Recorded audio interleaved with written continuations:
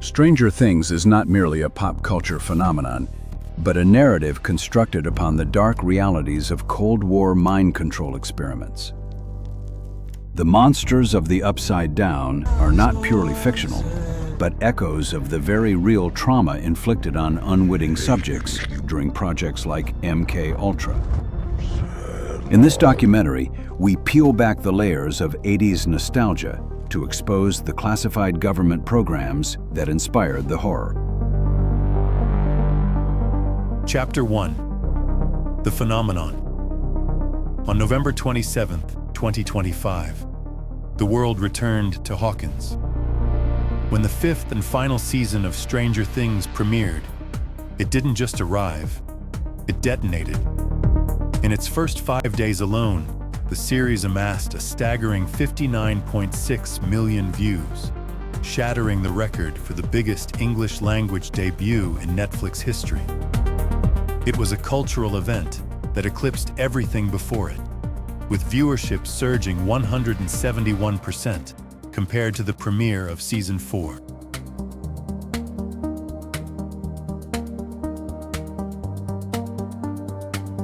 But why? To the casual viewer, Stranger Things feels like a perfectly bottled version of the 1980s, a love letter to a specific cultural moment built out of the visual and emotional language of Steven Spielberg, Stephen King, and John Carpenter.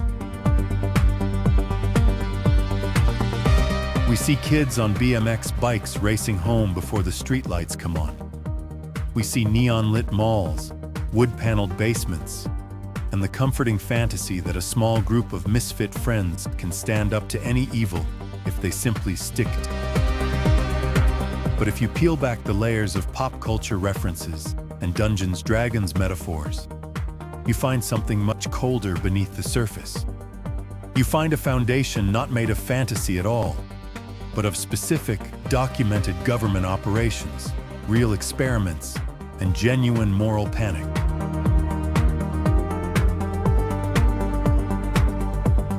The horror of Hawkins is not only about monsters from another dimension. It is about a much more grounded fear. The fear that the people in charge, the adults, the government, the scientists, may not have your best interests at heart. That behind the polished language of national security and research, there might be rooms and programs that most citizens are never meant to see.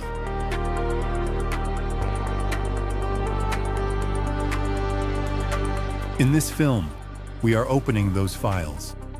We will look at the real experiments that make Dr. Brenner's lab seem disturbingly plausible. We will examine the real-world tragedies that echo in the Satanic Panic storylines of the Hellfire Club. And we will ask a simple, unsettling question.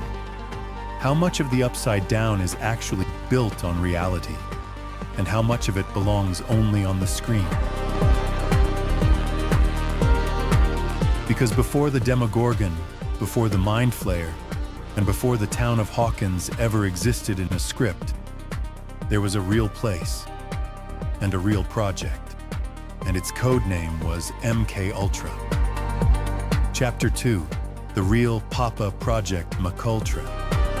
In Stranger Things, the nightmare begins at Hawkins National Laboratory, a facility tied to the U.S. Department of Energy, quietly conducting experiments on human subjects under the cover of ordinary research. The Department of Energy is very real. The specifics of Hawkins Lab, however, are not taken from any one agency. They are modeled most directly on a CIA program known as MKUltra. That name, once whispered only in classified corridors, is now a matter of public record. It appears in declassified memoranda. It appears in Senate reports. It appears in the testimony of victims and officials who participated in or investigated the program. The story of MKUltra begins officially on April 13, 1953, when CIA Director Alan Dulles signed the order authorizing it. At that moment, the Cold War was intensifying. The United States watched the Soviet Union, China, and North Korea with deep suspicion. Reports from the Korean War suggested that captured American soldiers were giving scripted confessions and praising communist regimes. Some U.S. officials became convinced that enemy powers had discovered techniques to brainwash prisoners. The fear was simple and terrifying. If another country could control the minds of American soldiers, then no one was safe.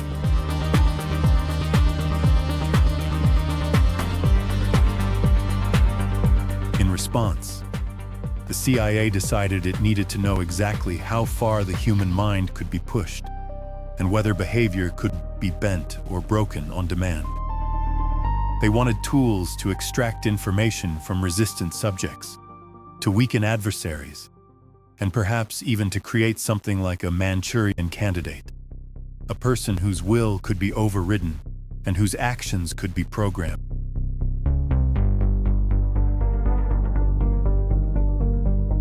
To achieve this, they needed a man who was willing to bypass ethical boundaries. They needed a scientist who could operate in the dark.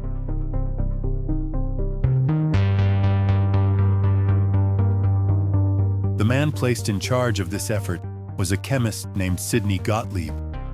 He led the CIA's technical services staff and quickly became known, years later, as the poisoner-in-chief. Gottlieb was a paradox.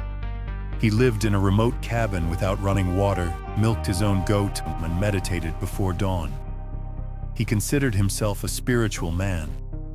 Yet, during his 22 years at the agency, he presided over a program of special interrogation and medical experimentation that tormented hundreds of people.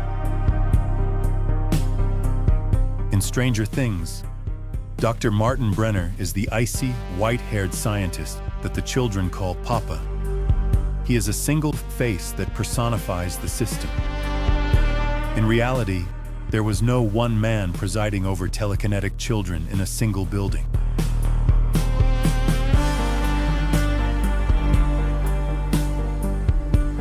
But in terms of attitude, Gottlieb is one of the closest historical parallels.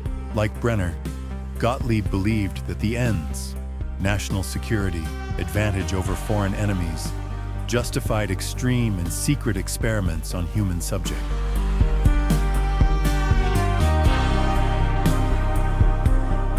He was the godfather of a system that viewed human beings not as patients, but as expendable. The fictional Hawkins Lab concentrates the horror in one building in the woods. MKUltra did the opposite. It spread the horror across the map. Archival records show that the CIA funneled money into more than 80 institutions, including prestigious universities, hospitals, and prisons.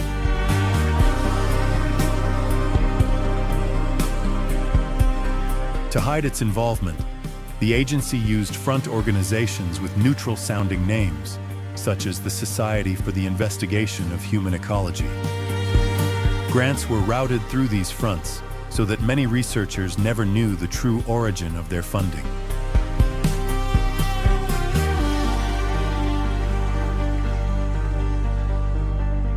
Behind that shield of plausible deniability, experiments were conducted on a wide range of people.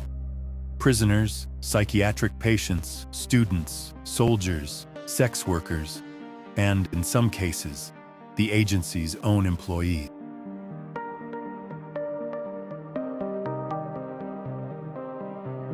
The most notorious tool in Gottlieb's arsenal was a relatively new psychoactive compound, LSD-25. In the early 1950s, LSD was a mysterious and powerful substance. It profoundly altered perception, collapsing the boundaries between inner and outer experience. The CIA saw enormous potential in it.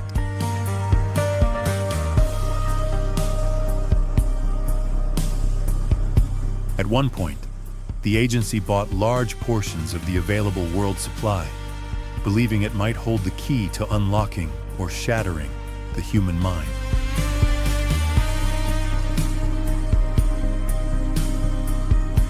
MKUltra researchers administered LSD in carefully controlled hospital experiments, but they also administered it in far less controlled environments.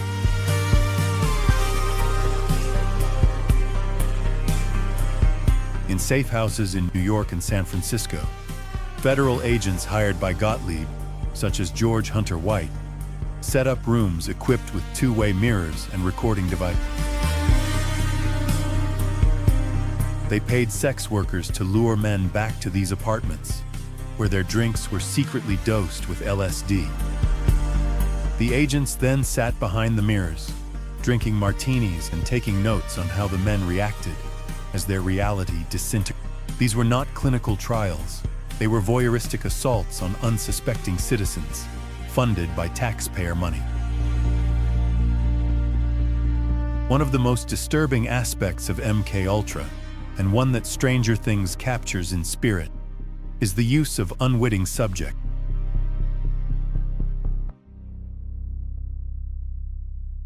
In the series, Eleven's mother, Terry Ives, is portrayed as a young woman who joins a government study believing she is participating in a legitimate, patriotic experiment. She does not fully understand what is being done to her. In real life, people were given LSD without any informed consent. Drinks were secretly dosed at parties and work retreats.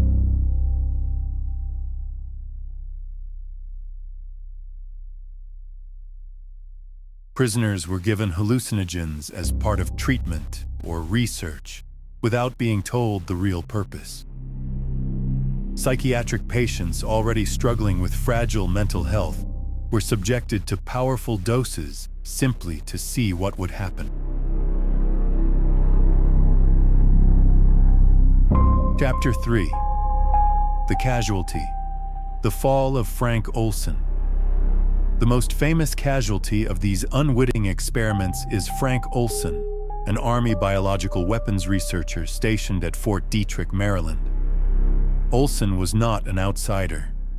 He was a man on the inside, an expert in aerobiology who had worked on top-secret projects involving anthrax and other toxins. He was a husband, a father of 3, and a dedicated scientist. But in November 1953, he became an experiment. On November 18, 1953, Olson attended a small gathering at a retreat cabin on Deep Creek Lake in western Maryland. The retreat was convened by Sidney Gottlieb. It was a meeting of colleagues, men from the CIA's Technical Services staff and the Army's Special Operations Division.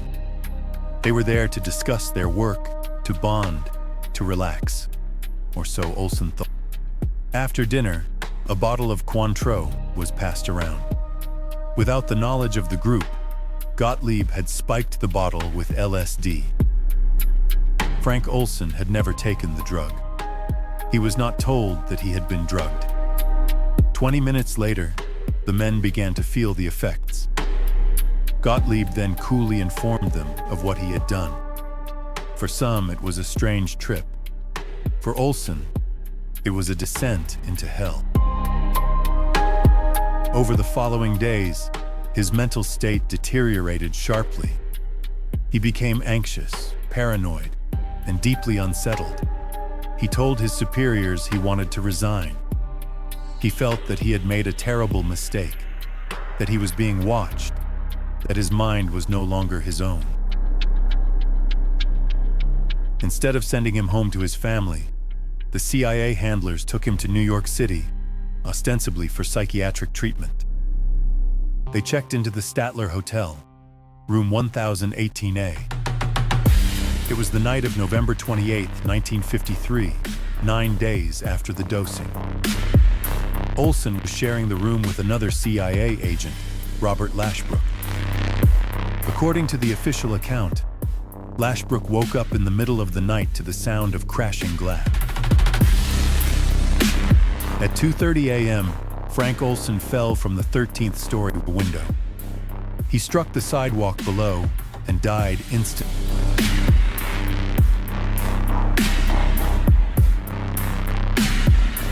For decades, the official story labeled his death a suicide.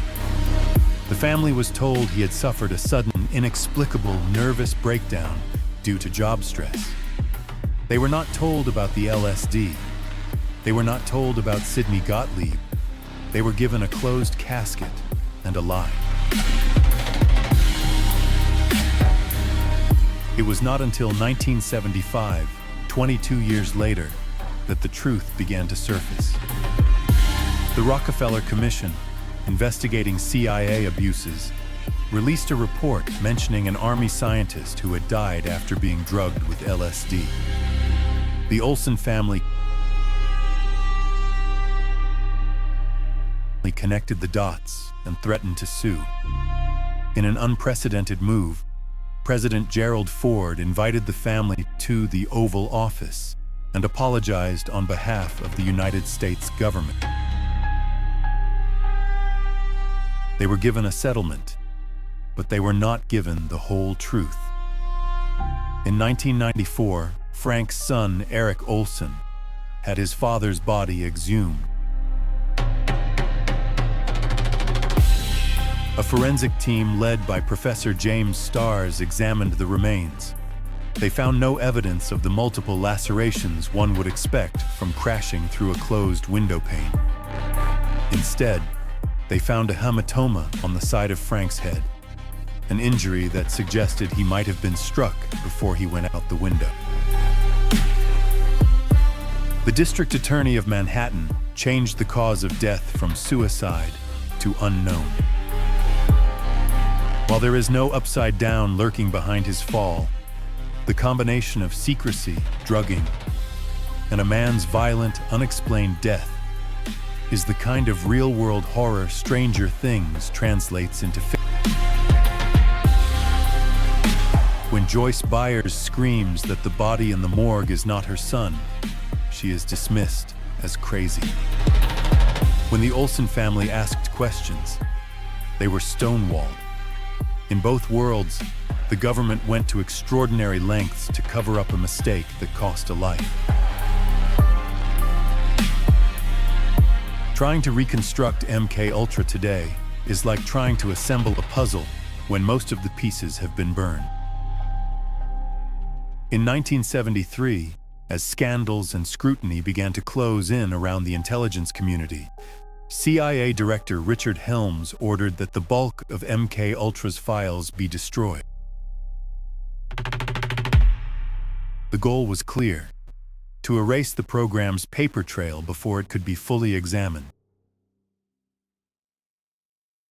Only by chance did a set of roughly 20,000 financial and administrative documents survive, misfiled in a record center and discovered in 1977.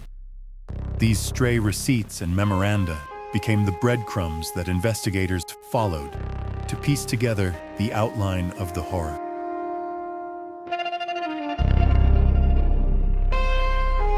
Taken together with witness testimony, they tell us this much. Under MKUltra, the CIA funded or carried out experiments in which people were drugged, hypnotized, and exposed to extreme techniques without genuine informed consent.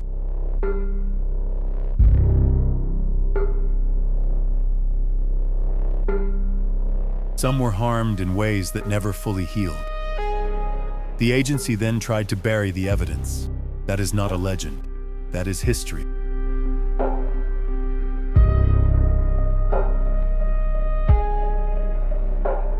And as we will see in the next chapter, the experiments did not stop with drugs. They went deeper, into the dark, silent waters of the sensory deprivation tank, and north to a hospital in Montreal where the real-life 11 was being forged.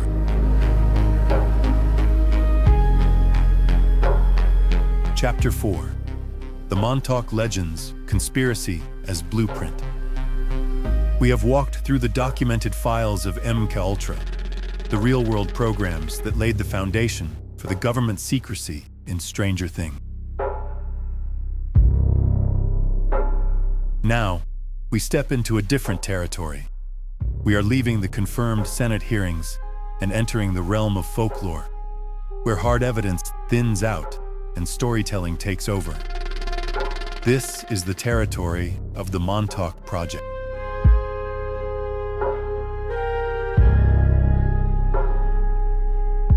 It is a well-known fact among fans that Stranger Things was not originally set in Indiana. In its earliest concept, the show was titled Montauk.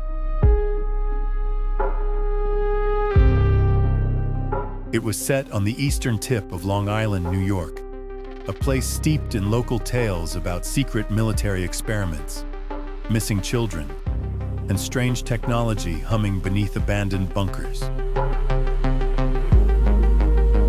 The Duffer Brothers eventually moved their story to the fictional Midwest to give it that Anytown, USA feeling. But the DNA of the story remains rooted in the cold, hard soil of Camp Hero. The primary source for these legends is a man named Preston Nichols. In 1992, Nichols published The Montauk Project, Experiments in Time, a book that reads like a cross between a memoir and a fever dream.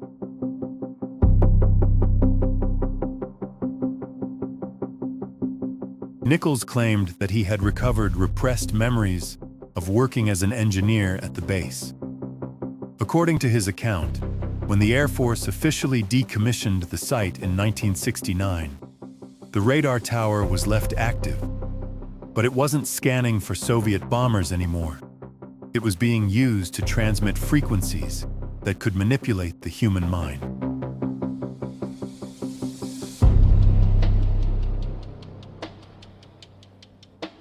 Nichols describes a device deep within the underground levels of the base, the Montauk chair. This was allegedly a piece of alien technology modified by US scientists that could read a person's thoughts and amplify them into reality.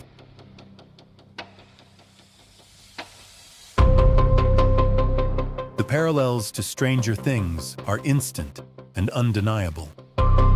In the show, Eleven is placed into a sensory deprivation tank or a chair with a neural helmet to amplify her power.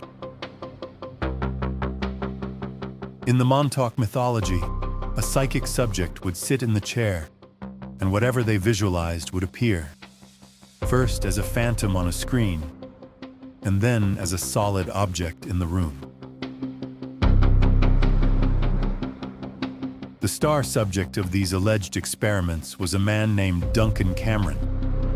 Nichols claims that Duncan was a powerful psychic who had been programmed by the government. When Duncan focused on a person, he could see through their eyes. When he focused on a place, he could open a window to it. This is the exact template for Eleven's remote viewing abilities. Her power to find Will Byers in the Upside Down, or spy on Russian agents halfway across the world.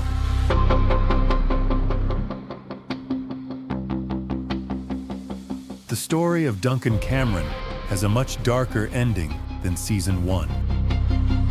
The climax of Nichols' story takes place on August 12, 1983, a date that aligns eerily with the timeline of Stranger Things Season 1.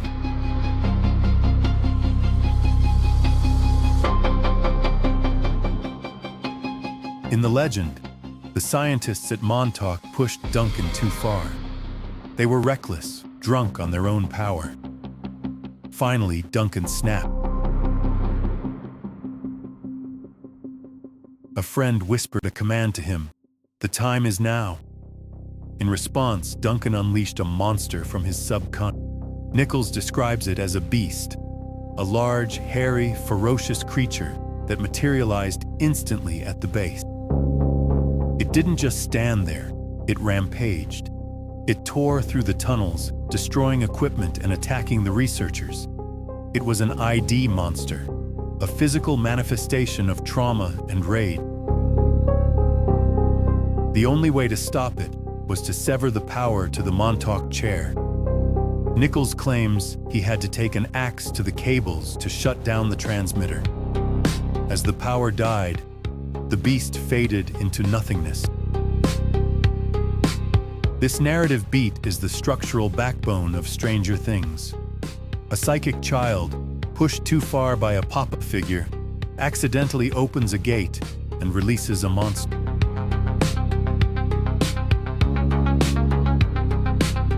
The monster proceeds to hunt the scientists who created it. And ultimately, the connection must be severed to stop the threat.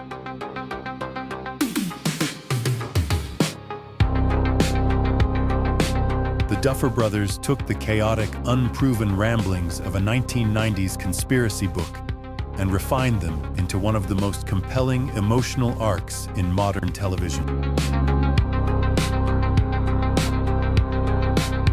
Chapter 5: Psychic Spies Project Stargate. If Montauk is the legend, then Project Stargate is the reality. While the government almost certainly never built a time-travel chair in Long Island, they absolutely spent millions of dollars trying to weaponize psychic ability. This effort was not a rogue operation. It was a formal military unit established in 1978 at Fort Meade, Maryland, under the Defense Intelligence Agency. Its mission? Remote viewing.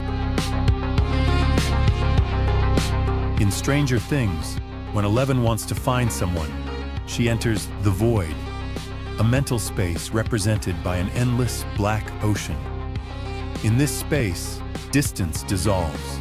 She can walk right up to a Soviet general in his office or a boy trapped in a parallel dimension.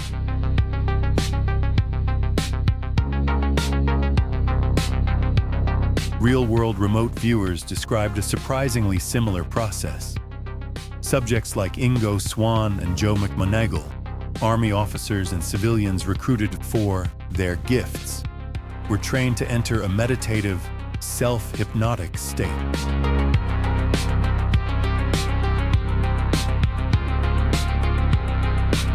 Ingo Swann, often called the father of remote viewing, developed a protocol called coordinate remote viewing. He would be given nothing but a set of random geographic coordinates, latitude and longitude. He would then close his eyes and describe what he saw. He didn't describe a literal black ocean, but he described a state of bilocation, a sensation where his consciousness was partially present at the target site while his body remained in the room. The results were controversial, but sometimes chillingly accurate. In one famous test, a viewer named Pat Price was given the coordinates of a secret Soviet facility. He described a massive crane, unrelated to anything known to U.S. intelligence.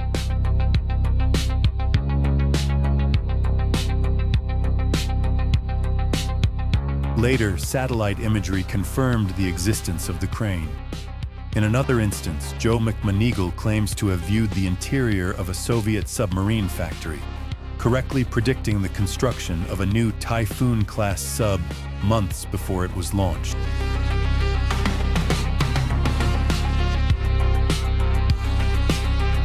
The CIA and the Army ran these programs for over 20 years, under code names like Gondola Wish, Grill Flame, and Sunstreak, before finally consolidating them as Stargate.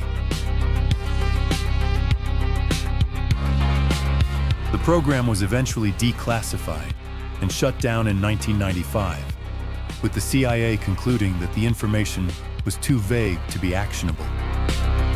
But the fact remains, the US government took psychic spying seriously enough to pay for it for 2 decades.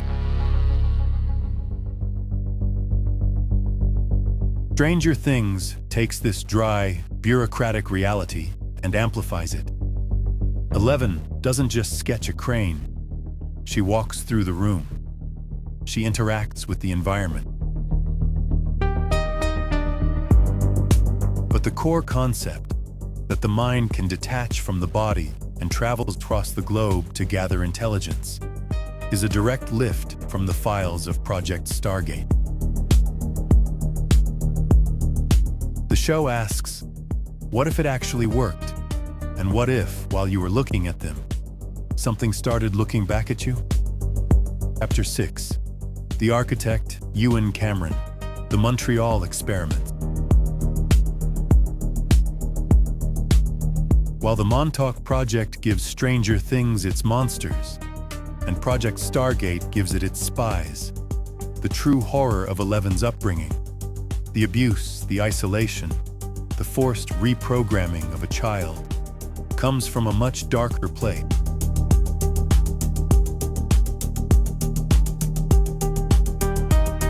It comes from Montreal, Canada, and a man named Dr. Ewen Cameron. Dr. Cameron was a giant in the field of psychiatry. He was president of the World Psychiatric Association. But behind the stone walls of the Allen Memorial Institute, he was conducting experiments that would later be classified as torture. Cameron believed he could cure schizophrenia by completely erasing a patient's personality, wiping the slate clean, and then rebuilding it from scratch. He called this process To de-pattern a human being, Cameron used techniques that broke the mind. He administered electroconvulsive therapy, ECT, at intensities and frequencies far beyond any medical standard, sometimes twice a day for weeks. He put patients into drug-induced comas, keeping them asleep for months at a time in what he called the sleep room. Patients would wake up unable to walk, unable to feed themselves, and often with no memory of their entire lives. They were reduced to an infantile state. Once the mind was wiped, Cameron began the second phase, psychic driving. He would force patients to listen to looped audio messages for 16 hours a day. These messages were often negative attacks on their character, followed by positive instructions on how they should think and behave. The messages were repeated hundreds of thousands of times. If a patient tried to remove the headphones, their hands were restrained. If they became agitated, they were drugged with LSD or curare. The connection to Stranger Things is visceral. Eleven is not just a superhero. She is a victim of psychic driving.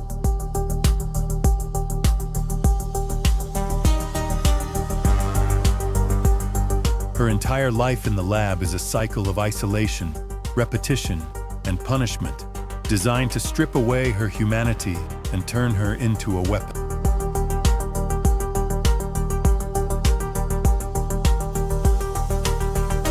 Dr. Brenner does not want a child. He wants a tool. This is Ewen Cameron's philosophy carried to its logical extreme.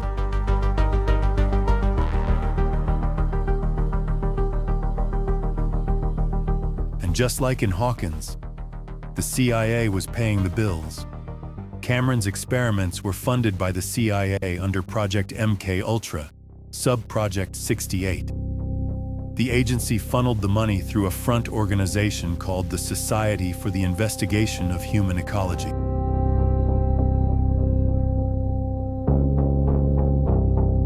They didn't care about curing schizophrenia. They wanted to know if Cameron's techniques could be used to brainwash enemy spies or reprogram captured agents.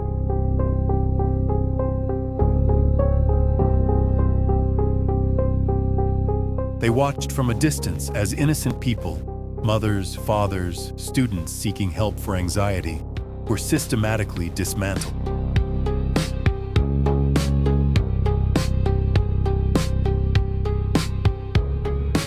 The victims of the Montreal experiments did not develop psychic powers. They did not open portals. They simply lost themselves.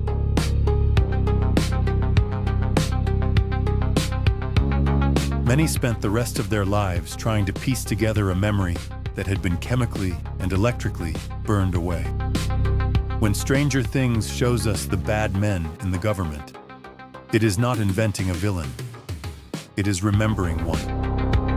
Chapter 7. The Devil in the Suburbs, the Satanic Panic.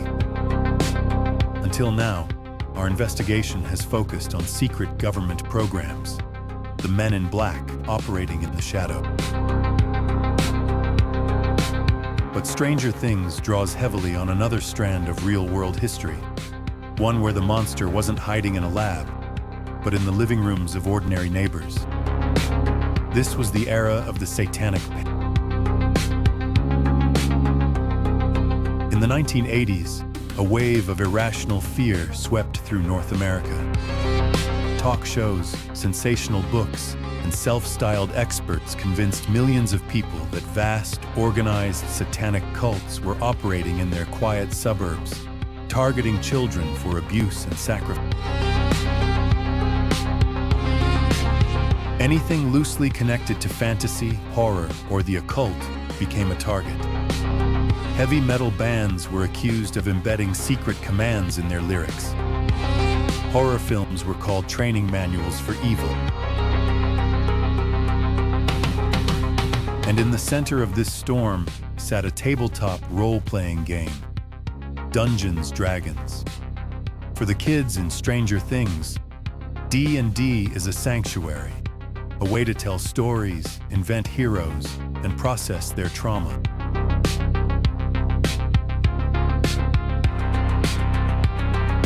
But in the real 1980s, groups like BAD, Bothered About Dungeons & Dragons, warned parents that the game was a recruitment tool for the occult, capable of driving teenagers to suicide or murder. Season 4 of Stranger Things drops the town of Hawkins directly into this historical climate. When a student dies under mysterious circumstances, the town doesn't look for a logical explanation. They don't look for a serial killer. Guided by fear, they look for a scapegoat. They decide that the high school D&D club, the Hellfire Club, is actually a satanic cult. The basketball team transforms into a vigilante mob, hunting down the freaks who don't fit in. This storyline is not an exaggeration. It is a mirror of what actually happened when communities let fear outpace fact. Chapter 8. The Metalhead Martyr, Eddie Munson, the West Memphis. 3. The character of Eddie Munson, the metal-loving D&D playing outcast who becomes the target of the town's rage, is the emotional heart of this storyline. But Eddie is not just a generic misfit. He is explicitly inspired by a real person, Damien Eccles, one of the West Memphis Three. In 1993, 3 young boys were found murdered in the woods of West Memphis, Arkansas. It was a horrific crime that demanded answers. There was no physical evidence linking them to the crime. There were no witnesses placing them at the scene. But they were different. Like Eddie Munson, Damien Eccles wore black. He listened to heavy metal. He read Stephen King and books on Wicca.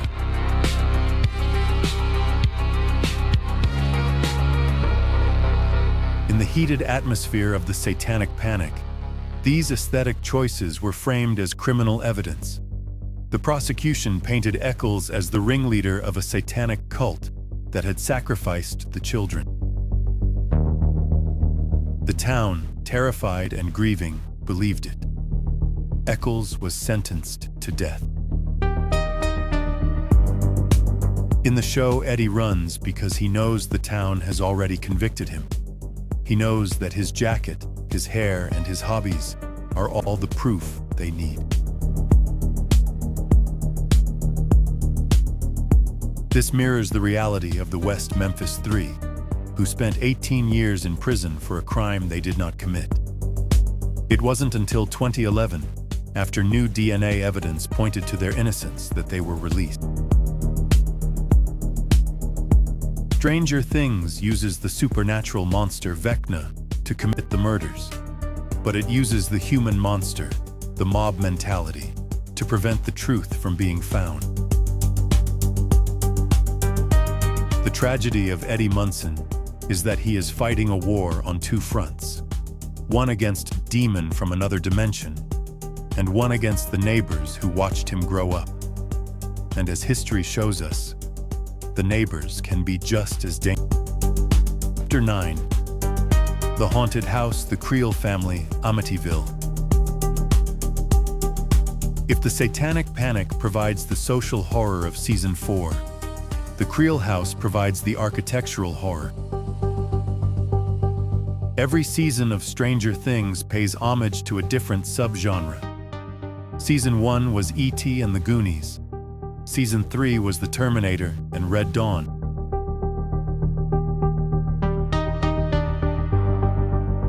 Season 4 shifts gears into the haunted house genre, drawing a direct line to the most famous paranormal case in American history, the Amityville Horror.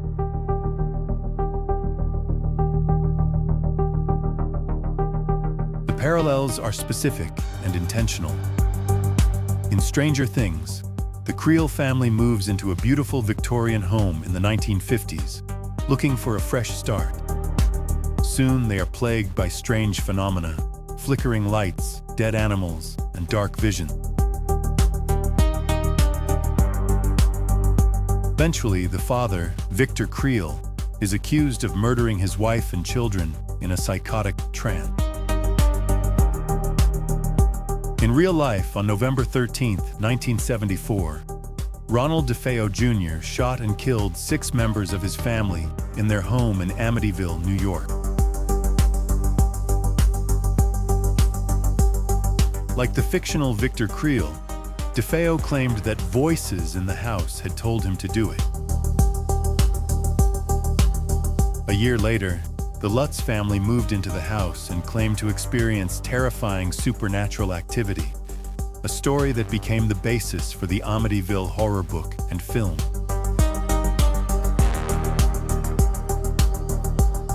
By casting Robert Englund, the legendary actor who played Freddy Krueger, as the older Victor Creel, the Duffer Brothers signal exactly what kind of story this is. It isn't just a ghost story. It's a story about a bad place that infects the mind. The Creel house acts as a terrestrial anchor for the upside down, much like the Amityville house was alleged to be a portal to hell. It grounds the fantastical elements of the show in the classic trope of the American family, destroyed from within by a malevolent home.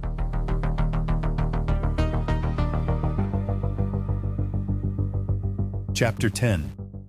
The Face of Evil Vecna, the Hellraiser Connection. For 3 seasons, the villains of Stranger Things were animalistic. The Demogorgon was a shark on legs.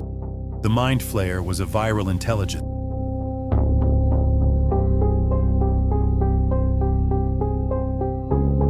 But in Season 4 and leading into Season 5, the show introduced a villain with a face, a voice, and a philosophy, Vecna.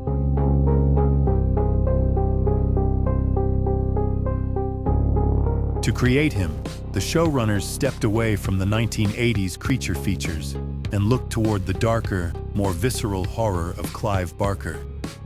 Specifically, the 1987 film Hellraiser. Vecna is not a predator hunting for food. He is an explorer of sensation and pain. His design mirrors the Cenobites of Hellraiser, intelligent, articulate demons who view suffering as a form of transcendence. Like Pinhead, Vecna was once human, Henry Creel. He was transformed through a process of mutilation and exploration into something more. The Duffer Brothers insisted on using practical effects for Vecna, building a full-body prosthetic suit that took 8 hours to apply. This tangibility gives him a presence that CGI cannot match. When he speaks, he is not growling. He is monologuing about the hypocrisy of human society. He represents the dark wizard archetype, the former human who has gained forbidden knowledge and lost his soul in the process. This shift marks the maturation of the series. As the characters have grown up, the horror has grown up with them. It has moved from the scary bear in the woods, Demogorgon, to the psychological sadist, Vecna. Vecna challenges the heroes not just physically, but morally. He forces them to confront their own guilt and trauma, weaponizing their darkest memories against them. In doing so, he becomes the ultimate embodiment of the show's central thesis, that the secrets we keep are the things that eventually consume us. Chapter 11. The Modern Panic Cast. Controversy Cancel Culture. We have explored how Stranger Things draws from the paranoia of the Cold War and the Satanic Panic of the 1980s. But as the show approaches its fifth and final season, it has collided with a very modern form of panic. One that doesn't happen in a town square, but on a timeline.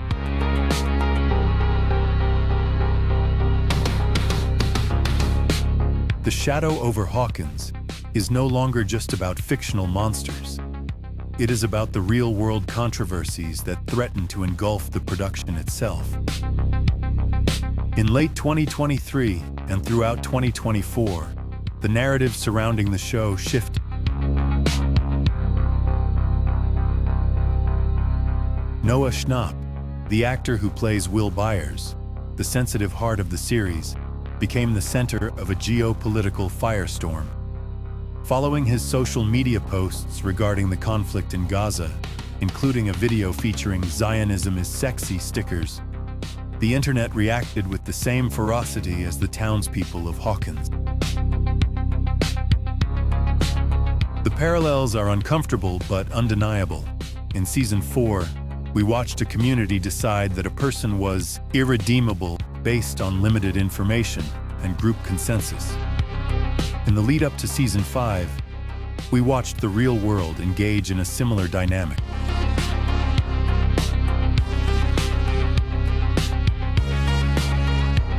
Calls to boycott the show trended globally. The discourse became binary. You are either with us or you are the enemy.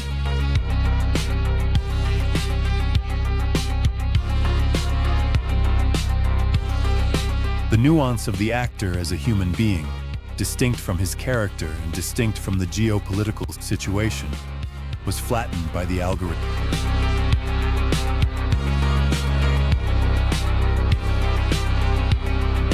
This modern panic highlights the unique challenge of Stranger Things Season 5. It is a show about the 1980s, made for an audience in the 2000s.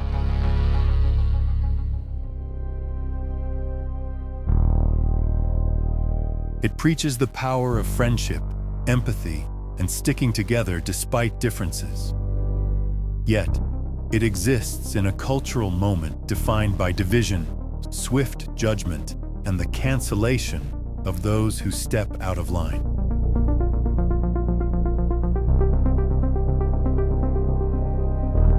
The controversy surrounding Schnapp and the broader cast issues serves as a meta-commentary on the show's own themes. It forces us to ask, have we learned anything from the Satanic Panic?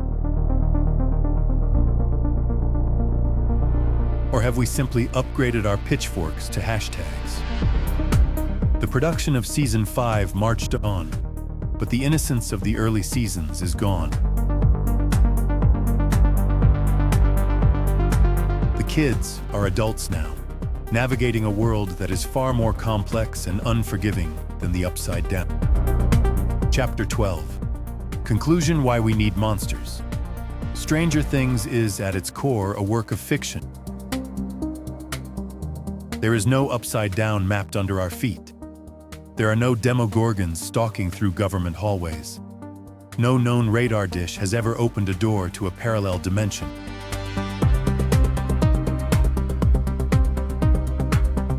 Yet, the emotions that drive the series are anchored in reality. When we look at MKUltra, we see a government willing to experiment on its own citizens in secret. When we look at Ewen Cameron's experiments in Montreal, We see the cold application of authority erasing human identity. When we look at the Montauk Project legends, we see our collective fear of technology run amok. And when we look at the Satanic Panic, or the modern Twitter storms, we see how fear can harden into a weapon.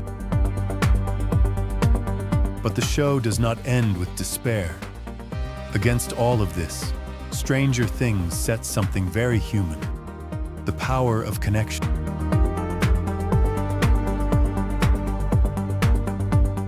The heroes are not generals or presidents. They are children who refuse to abandon one another. A tired sheriff who chooses to protect instead of retreat. A mother who tears her life apart searching for her missing son. A girl who was raised as an experiment, learning that she is more than a number written on her wrist. In a world shaped by secrecy, panic, and the misuse of power, Stranger Things suggests that the real counterforce is empathy.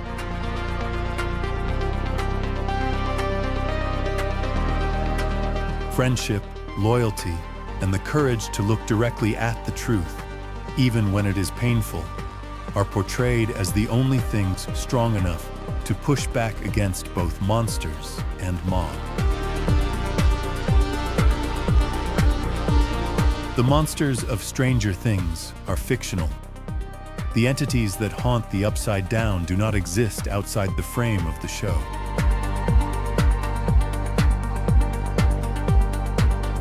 But the fear that someone somewhere might open a door they cannot close, that fear comes directly from our own history, and the hope that ordinary people can stand together and face that darkness, that too is real.